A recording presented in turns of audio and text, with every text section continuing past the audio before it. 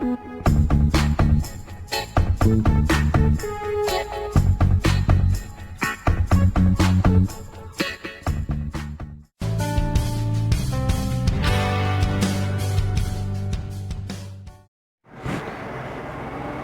Friends, किसी frost free refrigerator में अगर कूलिंग नहीं आता है तो हो सकता है कि उसमें डिफ्रोस्टिंग सही तरीके से नहीं हो रहा हो। तो उस वक्त हमें timer, bimetal, defrost heater, thermal fuse ये सब हमें चेक करना होता है। तो आज हम चालू सिस्टम में एक टाइमर को कैसे चेक करेंगे, इसके बारे में हम सीखने वाले हैं। सबसे पहले मैं आपको ये बता दूं कि आज हम ये चालू लाइन में काम करेंगे, तो आप इसे बहुत ही सावधानी पूर्वक काम करें। Safety first. ये देखिए, यह है टाइमर और आप ऊपर एक वायरिंग डायग्राम भी देख सकते हैं। तो मैं चाहूँगा कि आप उस डायग्राम को देख के आगे चेक करें।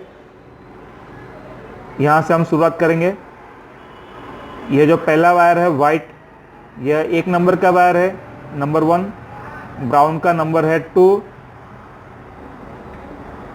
ब्लू का नंबर है 3 और रेड का नंबर है 4। तो अभी आप देख सकते हैं एक टेस्टर की मदद से 3 और 4 नंबर पे पावर आ रहा है। तो 3 नंबर पे फेज आएगा पावर सप्लाई का, और उसका स्विचिंग जो है वो टाइमर में से होके 4 नंबर पे जा रहा है। 4 नंबर का वायर, रेड वायर, कंप्रेसर में जा रहा है।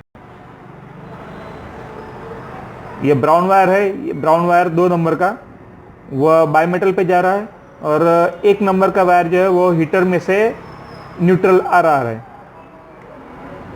जब 1 नंबर और 3 नंबर पे सप्लाई आएगा 250 वोल्टेज, उस वक्त टाइमर की मोटर रन करेगी।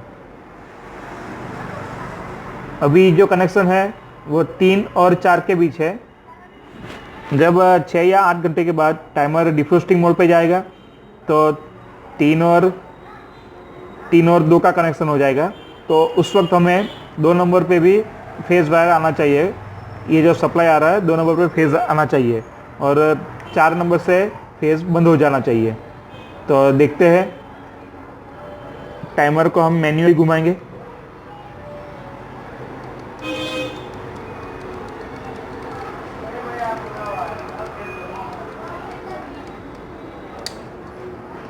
ये देखिए, ये टाइमर डिफ्रोस्टिंग मोड पे चला गया है। तो अभी 3 नंबर पे तो फेज़ आ रहा है और जो 4 नंबर पे फेज़ आ रहा था रेड वायर पे, वो बंद हो चुका है, यानी कि कंप्रेसर बंद हो चुका है और इसका कनेक्शन जो है बायमेटल के साथ हो चुका है। तो ब्राउन वायर 2 नंबर का बायमेटल के साथ है। तो बायमेटल में होके सप्लाई हीटर को मिलने लगेगा और हीटर रन करेगा और डिफ्रोस्टिंग होने लगेगा।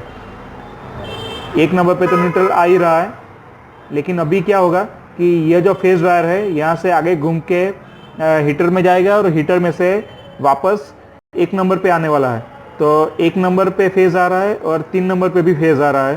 तो इस मोटर को दोनों फेज मिलने की वजह से यह चालू नहीं होगा, क्योंकि इसे पावर कंप्लीट नहीं मिल रहा है, न्यूट्रल नहीं मिल रहा है। ऐसा इसलिए है क्योंकि इवोपरेटर में कंप्लीट कूलिंग आ चुका है और आइस जम चुकी है। तो बायमेटल कंटिन्यू करेगी, क्लोज होगी, तो ये जो पावर है आगे हीटर में से होके वापस 1 नंबर पे आएगा। अगर बायमेटल ऑफ होगी यानी कि ओपन होगी तो यहाँ पर सप्लाई नहीं दिखाएगा, तो यहाँ पर वापस न्यूट्रल चालू होगा और न्यूट्रल और फेज़ की वजह से टाइमर मोटर चालू रहेगी। अभी दोनों फेज है, इसकी वजह से टाइमर मोटर रन नहीं कर रही है, टाइमर मोटर अभी बंद है। जैसे डिफ्रोस्टिंग कंप्लीट हो जाएगा तो बायमेटल ओपन हो जाएगी और ओपन होने की वजह से यहाँ पर न्यूट्रल मिलेगा और यहाँ पर फेज तो आ ही रहा है, तो टाइमर मोटर चालू हो जाएगी वापस। और चालू होने के बाद जब ये 5 या 10 मिनट के बाद बायमेटल का सप्लाई डिसकंटिन्यू करके उसे 4 नंबर पर सप्लाई देगी। तो 3 और 2 का कांटेक्ट ओपन हो जाएगा और 3 और 4 का कांटेक्ट क्लोज हो जाएगा। तो कंप्रेसर को सप्लाई मिलने लगेगा और कंप्रेसर चालू हो जाएगा, कूलिंग आएगा।